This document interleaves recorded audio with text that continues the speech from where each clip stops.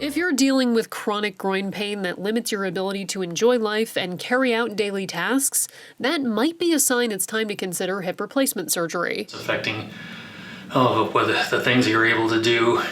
Maybe you've got a limp now, or maybe it's hard to cross your legs to put your socks on. It's not uncommon to associate hip replacement in older people. The American Academy of Orthopedic Surgeons says groin pain in younger patients typically happens when the bones in the hip joint are an odd shape and rub together. That's actually the most common reason for a hip replacement in someone in their 40s or younger. But we see people up into their.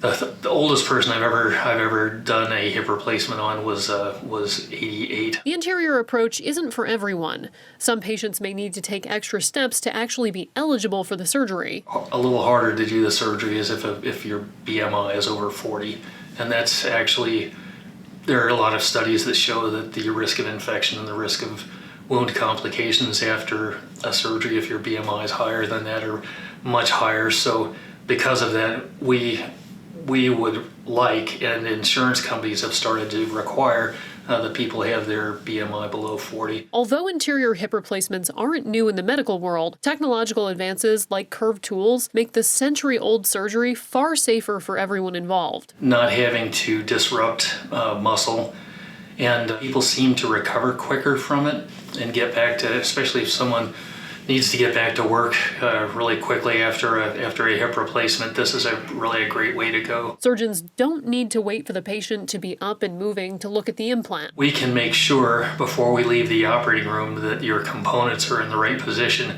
because we're able to use X-ray. Even if everything's in place and recovery goes well, people should plan for annual imaging after their hip replacement. We usually see the patient at the 6-week mark, the 3-month mark, and then usually if they're doing it good at 3 months, we usually see them once a year for an X-ray. It's called a surveillance X-ray. As an orthopedic surgeon, Dr. Miller knows the ins and outs of anterior hip surgery. Having gone through the procedure himself, I would recommend this to my mom or my sister if they needed it, or if it was a good friend. I think this is really the best way to go. For Arnot Health, I'm Lexi Cutmore.